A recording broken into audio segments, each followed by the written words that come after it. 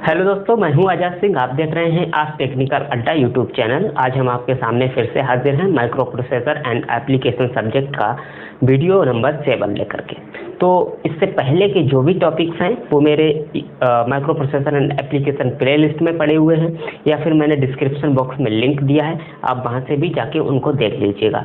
चलते हैं, आज का वीडियो स्टार्ट करते हैं। तो आज का मेरा जो वीडियो है वो है सिस्टम बस का। सिस्टम बस क्या होती है? तो सिस्टम बस तारों का एक समूह होती है। सिस्टम बस तारों का एक समूह होती है जो कि विभिन्न युक्तियों का, विभिन्न डिवाइसेस के माइक्रो प्रोसेसर के साथ कम्युनिकेशन स्थापित करने में सहयोग करती है। जैसे कि आपके पास एक मेमोरी है और एक माइक्रो प्रोसेसर है और एक इनपुट डिवाइस है। माइक्रो प्रोसेसर, इनपुट डिवाइस, एक मेमोरी है। इनको यदि आप ऐसे ही रख देंगे तो क्या ये वर्क करेंगी? नहीं करेंगी। क्यों? क्योंकि इनको जब तक इंटरफेसिंग, मतलब इनको जब तक कनेक्ट नहीं किया जाएगा तब तक ये वर्क नहीं करेंगी। तो जो कनेक्ट करने के लिए हम वायर्स का यूज करेंगे वो हमारे क्या होंगी? सिस्टम बस होंगी।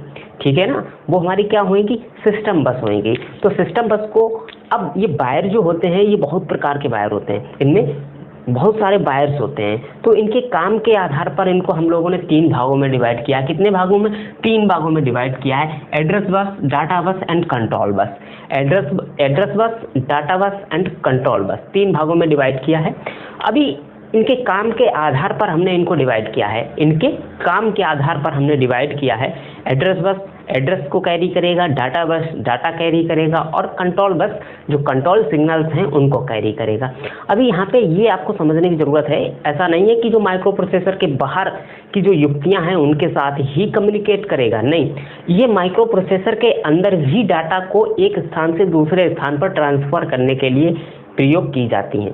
जैसा कि आप यहाँ देख रहे हैं, हमारे कुछ यहाँ पे हमने दिखाई हुई हैं, जैसे एक्यूमुलेटर है, इंस्ट्रक्शन रजिस्टर है, इंस्ट्रक्शन डिकोडर है, जनरल पर्पस रजिस्टर है, एएलयू है, फ्लैग रजिस्टर्स हैं, पीसी है, एसपी है। ये सभी हमारे क्या होते हैं? माइक्रो प्रोसेसर के अंदर होते हैं। टाइम एंड कंट्रोल यूनिट है, ये सभी हमारे कहाँ होते हैं? ये सभी और भी होते हैं, मैंने दिखाने की सिर्फ कोशिश की है। तो ये सभी किसके अंदर होते हैं? माइक्रो प्रोसेसर के अंदर होते हैं। तो इन सब तक डाटा पहुंचाने का काम कौन करता है? सिस्टम बस करती हैं। अभी सिस्टम बस डाटा बस हो सकती हैं, कंट्रोल बस और एक हो सकती हैं एड्रेस बस। यही सभी बस के जरिए माइक्रो प्रोसेसर के विभिन्न क्षेत्र में डाटा को पहुंचाया जाता है। तो जो एड्रेस बस होती हैं वो सभी यूनिडायरेक्शनल होती हैं। यूनिडायरेक्शनल मतलब एक ही दिशा में इसका डाटा फ्लो होता है, उसे हम कहते हैं यूनिडायरेक्शनल। एड्रेस बस कहीं पे आपको ऐसी बनी हुई दिख जाए तो आप समझ लेना ये एड्रेस बस होती है। और ये जो होती है बाई डायरेक्शनल, वो होती है हमारी डाटा बस। डाटा बस की बाई डायरेक्शनल होती है, मतलब डाटा इनपुट भी हो सकता है और डाटा आउटपुट भी हो सकता है। डाटा वहाँ से प्राप्त भी किया जा सकता है और डाटा वहाँ पे स्टोर भी किया जा सकता है। ठीक है, तो चलते हैं, स्टार्ट करते हैं। ये हमारा एक माइक्रो प्रोसेसर है जो कि सीपीयू के साथ, इसे हम लोग सीपीयू भी कहते हैं। ये हमारा एक माइक्रो प्रोसेसर है और इसे हम लोग सीपीयू भी कहते हैं।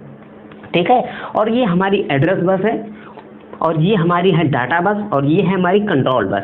हमने 3 चीज़ें यहाँ पे दिखाने की कोशिश की है, इनपुट डिवाइस, आउटपुट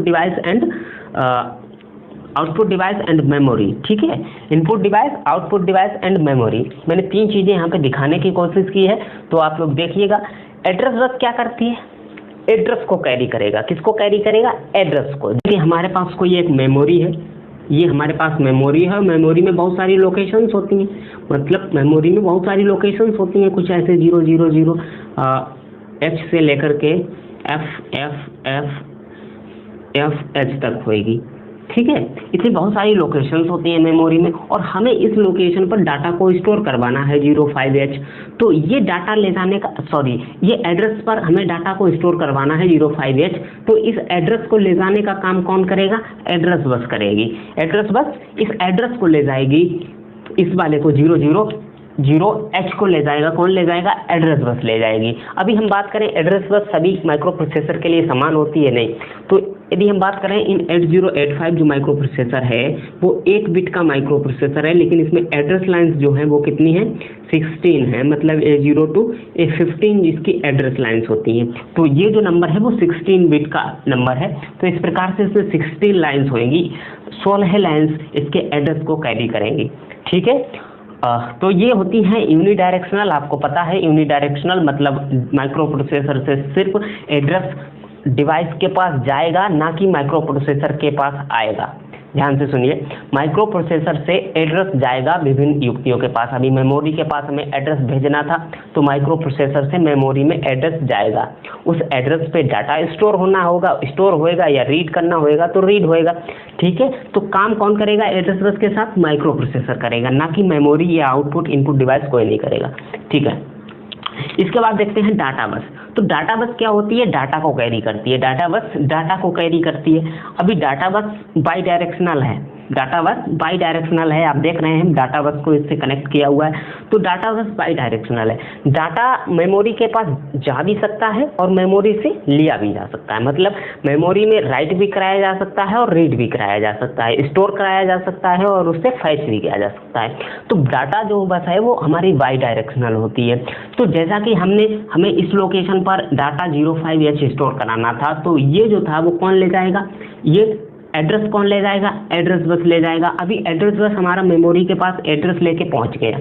उसके बाद डाटा है 05H। क्या है 05H? ये 8 बिट नंबर है, आपको पता होगा।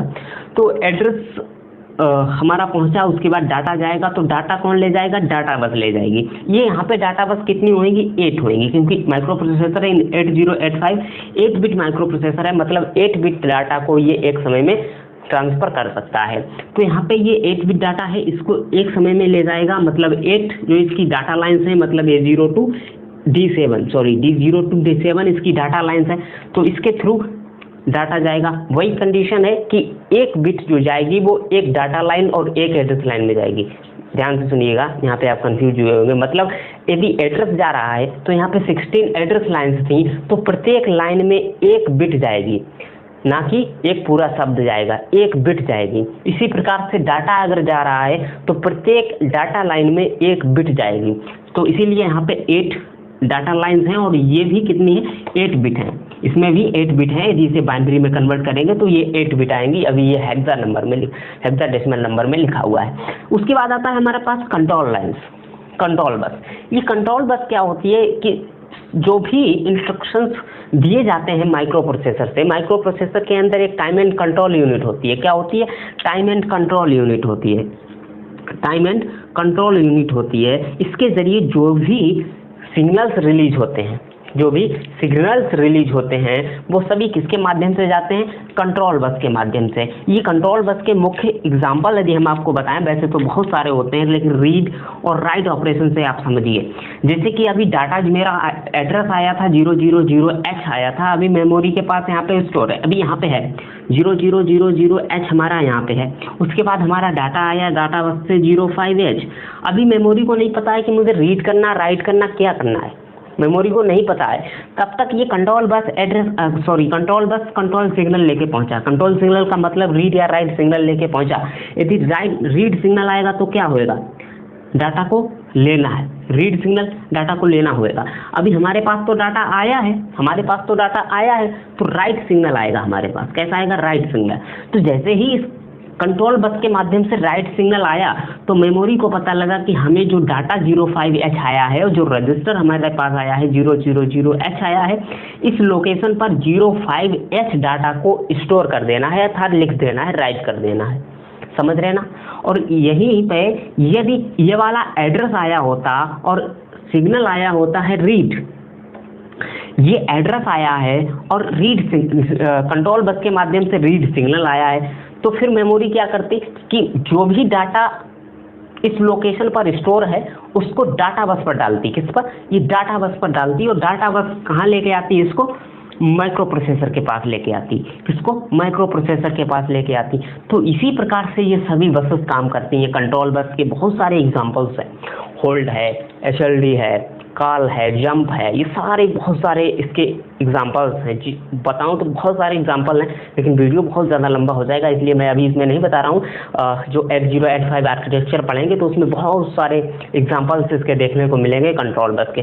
तो बेसिकली ये सभी बसेस थे आपकी एड्रेस बस, डाटा बस, कंट्रोल बस। इस प्रकार से ये सभी बस के जरिए विभिन्न युक्तियों के साथ माइक्रो प्रोसेसर कम्युनिकेट करता है। तो उम्मीद है आपको जो बस का कन्फ्यूजन था, सिस्टम बस का कन्फ्यूजन था, वो आपको समझ में आया होगा, कन्फ्यूजन दूर हुआ होगा। होगा। यदि आपको ये वीडियो अच्छा लगता है तो लाइक कीजिए और अपने दोस्तों तक शेयर कीजिए। हाँ, यदि आपकी कोई क्वेश्चन है, कोई क्वेरी है तो आप हमें कमेंट बॉक्स में कमेंट जरूर करें। मिलते हैं फिर किसी नए वीडियो, नए टॉपिक के साथ। तब तक के लिए देखते रहिए आज टेक्निकल अड्डा यूट्यूब चैनल। Thank you.